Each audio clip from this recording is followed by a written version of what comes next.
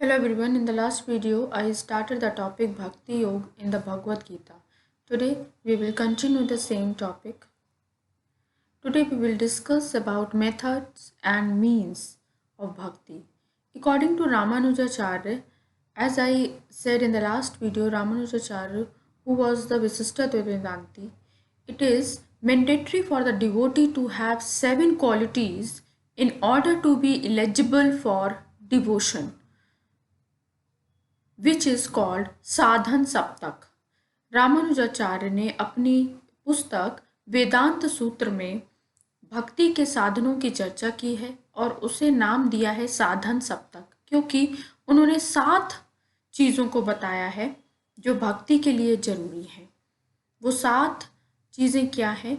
विवेक, विमोख, अभ्यास, क्रिया, कल्याण, अनवसाद और अनुदर्श। अब हम इनको एक एक करके डिस्कस करते हैं कि ये है क्या। Vivek, protecting your body from impure food is the vivek. According to Ramanujacharya कि जब आप अपनी बॉडी को इम्प्योर फूड से बचाते हैं, जब आपके अंदर ये समझ आ जाती है कि आपको क्या खाना चाहिए और क्या नहीं, क्या आपका शुद्ध आहार है और क्या नहीं, वो समझ विवेक कहलाती है। विवेक यानी विजडम ऑफ डिस्क्रिमिनेटिंग नॉलेज। यहाँ पे सवाल उठता है कि क्यों प्योर फूड की बात हो रही है, क्योंकि भक्ति तो माइंड से होती है, खाने से उसका क्या लेना देना। लेकिन नहीं, खाने से मन का संबंध होता है। वो कैसे होता है? A pure food is an source for the growth of सत्व गुण। मैंने अपनी पहले की वीडियो में बताया है कि ह्यूमन बॉडी में 3 गुण रेसिस्ट होते हैं, सत्व, रजस और तमस।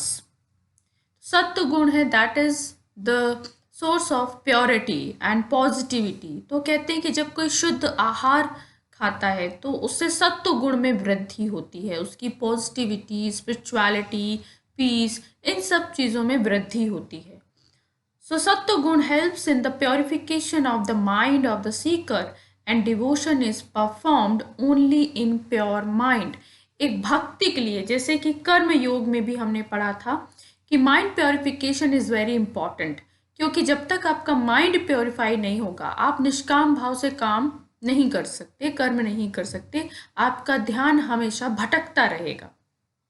उसी तरह भक्ति के लिए भी ईश्वर के प्रति सत्य प्रेम मन में जगाना है तो मन को पहले शुद्ध करना पड़ेगा, और उसका पहला चरण है प्योर फूड, शुद्ध आहार। कहा भी जाता है जैसा अन्न वैसा मन। Conversely, impure food leads to an increased rajo and tamo gun which are responsible for extroversion। कि अगर impure food खाते हैं तो impure food बाकी 2 गुणों को बढ़ा देता है, रजस और तमस। और ये 2 गुण की वजह से लोगों में आलस्यता या फिर बाहर की तरफ ध्यान भटकना ये ज़्यादा हो जाता है, लोग एक्सट्रोवर्ट हो जाते हैं। The fact is that worship and devotion are performed by the mind and the mind is nourished by the food. तो this is a relation between food and mind. Thus food purification is the first step of devotion. Next, Vimokh. Vimokh is not to have attachment to desired object or physical object. The reality is that anger arises when there are no attainments of desired object. विमोख होता है कि बाहरी चीज़ों से या संसार की चीज़ों से कोई अटैचमेंट ना रखना, कोई लगाव ना रखना, क्योंकि जब आप लगाव रखते हैं और जब वो चीज़ें आपको नहीं मिलती हैं तो आपको गुस्सा आता है या फिर इरिटेट होते हैं, चिड़चिड़ाते हैं, और उस वजह से आपका मन भक्ति में नहीं लग पाता। इसलिए दूसरी चीज़ों पे लगाव ना होना, उनसे डिटेच्ड मैनर में आप उन्हें यूज़ करें, this is vimokh. Third one is abhyas. अभ्यास यानी किसी चीज़ को की प्रैक्टिस करते रहना। Now here rethink about auspicious object is called अभ्यास।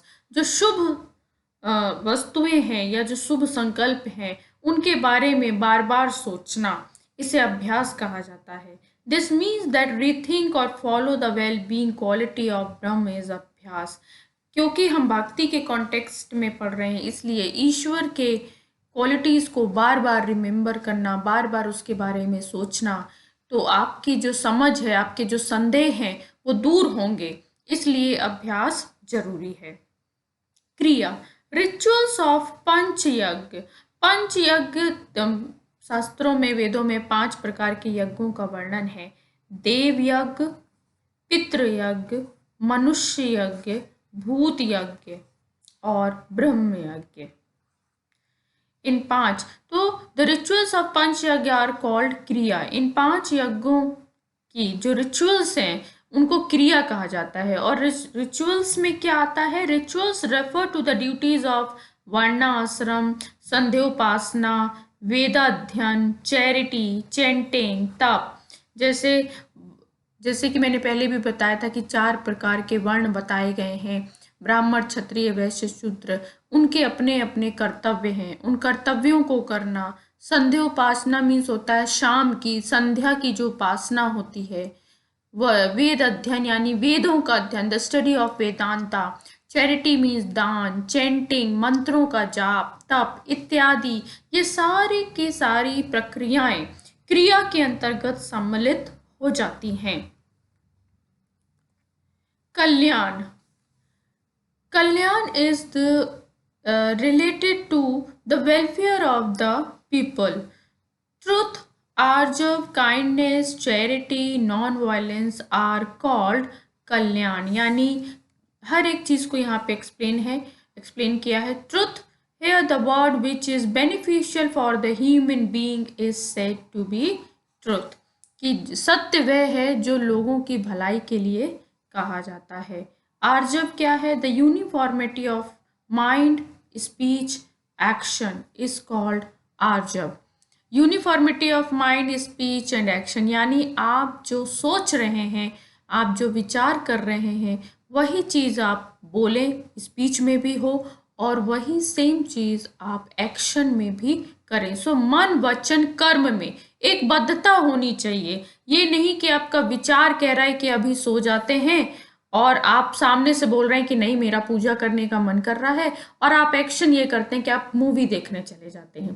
3 अलग चीजें, मन, विचार और आप जो बोल रहे हैं, और उस विचार को जो आप शब्दों में ला रहे हैं, और जो एक्शन है, इन तीनों में समरूपता होनी चाहिए। That is आर्जव। काइंडनेस क्या है? The desire to overcome the grief of another by being selfless is called kindness. जब आप दूसरों के दुख को अपने बिना किसी स्वार्थ के खत्म करना चाहते हैं, आपका कोई स्वार्थ नहीं होता, बस आप दूसरों के दुख को खत्म करना चाहते हैं, तो ये आपकी दया है, आप दूसरों के प्रति दयावान हैं। चौथा है charity. Donating the money and the things is called charity. जब आप किसी को दान या दान में धन या किसी और वस्तु को देते हैं तो उसे दान कहा जाता है। It is non violence to not cause pain to others through thought, speech and actions. अहिंसा, किसी के भी प्रति मन, वचन, कर्म से हिंसक ना होना ही अहिंसा है। ये ना ही आप फिजिकली किसी को कोई कष्ट पहुंचाइए और ना मेंटली। अनवसाद, अनवसाद क्या है? Mental impairment due to painful memory and unhappiness is called avasada. अनवसाद को समझने के लिए पहले हमें अवसाद को समझना होगा। अवसाद क्या है? कि जो मानसिक रूप से जो दिक्कतें होती हैं और जो मेमोरी आपकी पेनफुल होती है या आप असंतुष्ट होते हैं, तो उसे अवसाद कहा जाता है। अवसाद की अब्सेंस या अवसाद का अपोजिट अनवसाद है। क्योंकि अगर आपका मन परेशान होगा तो आप भक्ति में मन नहीं लगा पाएंगे, इसलिए अनवसाद भी भक्ति के लिए जरूरी है। लास्ट है अनुर्दश। अनुर्दश को समझने के लिए पहले समझना होगा उद्दर्श को। उद्दर्श क्या है? द डिससेटिस्फेक्शन कॉज्ड बाय अवसाद। जब हमारा मन परेशान होता है तो हम असंतुष्ट हो जाते हैं, असंतोष जगता है हमारे अंदर, और उसे उद्दर्श कहते हैं। ये उद्दर्श का जो अपोजिट होता है, यानी आपका मन संतुष्ट रहना, खुश रहना, आप संतोष की भावना में रहें, ये है अनुदर्श। और जब आप संतुष्ट रहते हैं तो आपका मन भक्ति में, आध्यात्मिकता की तरफ बढ़ता है। तो these are 7 qualities for the devotion which are essential. It is clear from the above description of the qualities that person who does not take a pure food, who indulges in desires, who does not perform charity, in which there is lack of virtue and concentration, and which dissatisfaction exists, it cannot be worthy of devotion. जिनमें ये अवगुण हैं, जो pure खाना, pure शुद्ध आहार नहीं लेता है, जो बाहरी वस्तुओं की इच्छा रखता है, जो दान नहीं करता है, जिसमें ध्यान और गुणों की कमी है, जिसमें असंतुष्टता है, वो भक्ति नहीं कर सकता।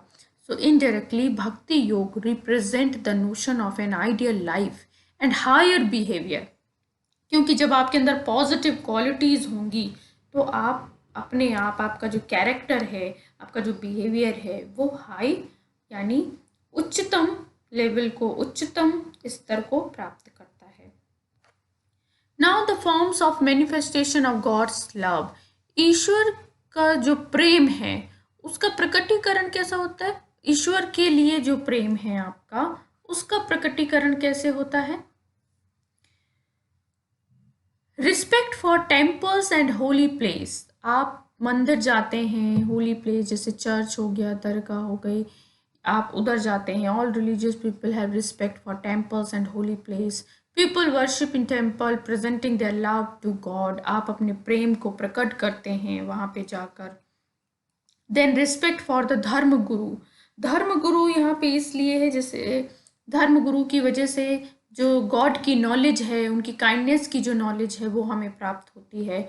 And due to which the devotee start loving God more, कि आपको जैसे जैसे किसी के बारे में पता चलता है आप और उसके नज़दीक आते जाते हैं। ऐसा ही ईश्वर और भक्त का भी संबंध होता है, जैसे जैसे भक्त ईश्वर के बारे में जानता जाता है उसका प्रेम और बढ़ता जाता है। Then preeti, endearment, preeti means joy in love. प्रीत इंडियरमेंट होता है जब आप भगवान के प्रेम में आनंद प्राप्त करने लगते हैं, उसके साथ प्रीति जुड़ जाती है आपकी।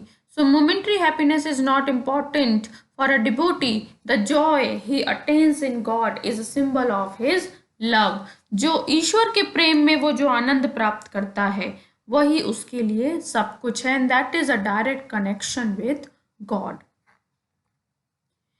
विरह, विरह एक बहुत फेमस वर्ड है, इसमें बहुत कविताएं भी लिखी गई हैं, और विरह का बहुत अच्छा एग्जाम्पल है राधा और कृष्ण का। कहा जाता है कि राधा कृष्ण जी के गीत गाया करती, विरह गीत गाती थी। Viraha means sweet pen.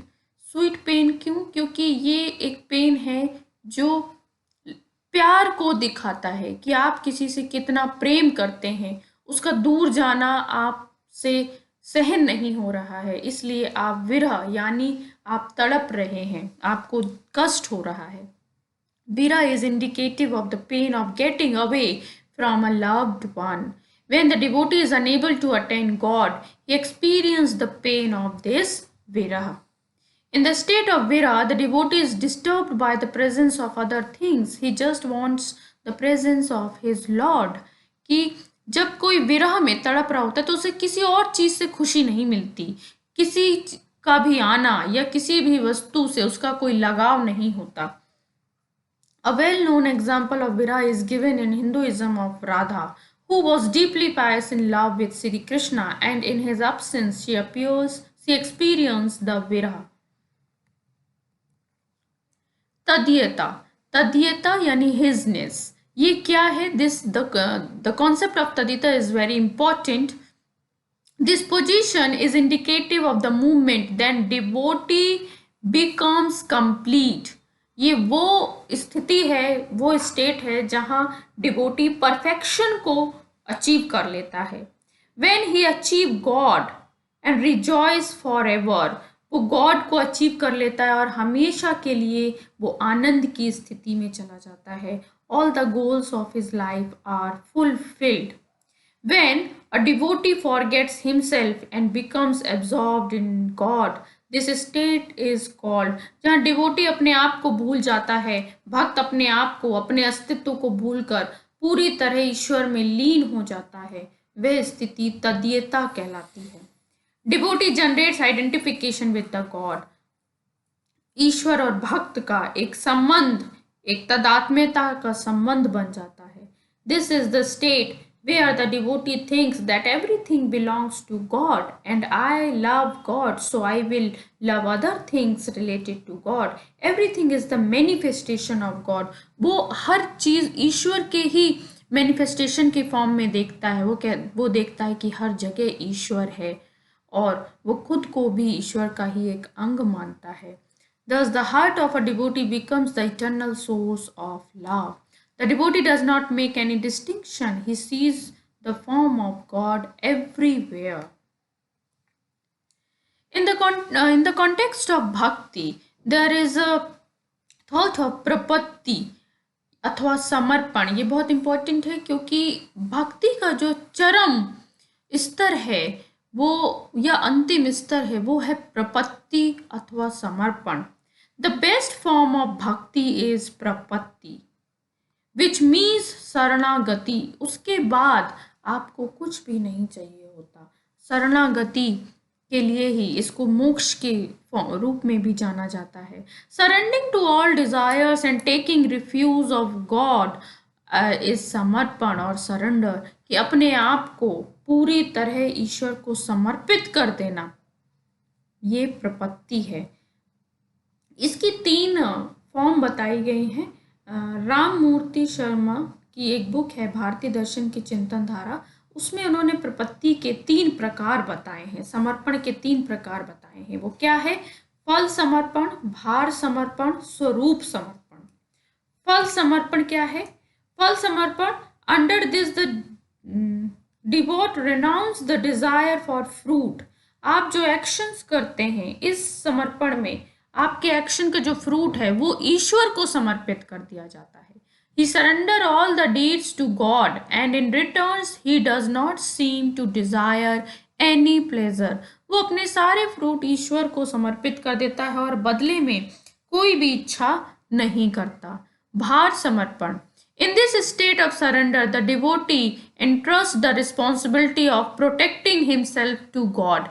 इसमें वो ईश्वर को ये जिम्मेदारी दे देता है कि मैं या मेरा जो कुछ भी है उसका भार आपके ऊपर है, उसकी सुरक्षा का भार आपके ऊपर है. The reason for this is that the distinction between the God and the bhakta does not exist. वो कहते हैं क्योंकि मैं आपसे अलग हुई नहीं, तो जो भी मेरा है वो आपका है, मेरी सुरक्षा भी आपकी है. इसलिए the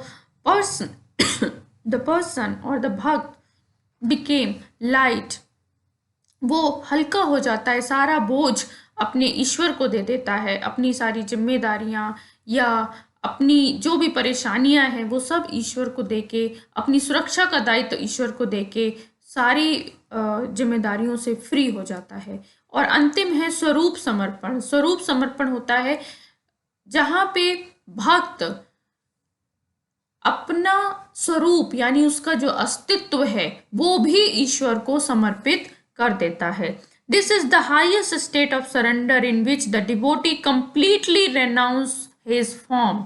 It is necessary to clarify here that this surrender is not only related to the feeling of egoism, it contains a sense of self-surrender.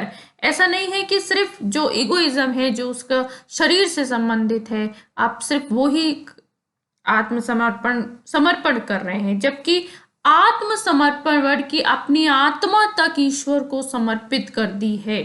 The soul must accept the nature and quality of God in this state, but it does not become one with God. यहाँ ध्यान रखने वाली बात यह है कि इस state में स्वरूप समर्पण पूरा है, लेकिन इसका यह मतलब नहीं है कि भगवान और भक्त एक ही हो जाता है. तो ये था पूरा भक्ति का कॉन्सेप्ट. इसमें बहुत सारी चीज़ें हैं कि भक्ति के साधन क्या हैं, किस किस तरह से हम अपना प्रेम ईश्वर के प्रति दिखा सकते हैं, वो मैंने दार्शनिक दृष्टि से आपको यहाँ पर बताया है। Thank you so much.